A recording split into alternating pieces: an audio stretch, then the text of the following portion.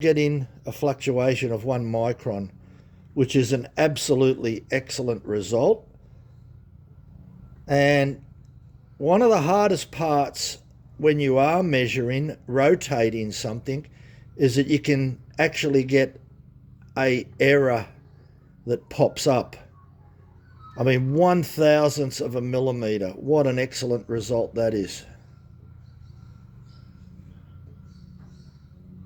And if you rotate too fast, then you're liable to get a much larger error. So that's triple digits. That's there it is, 1 micron.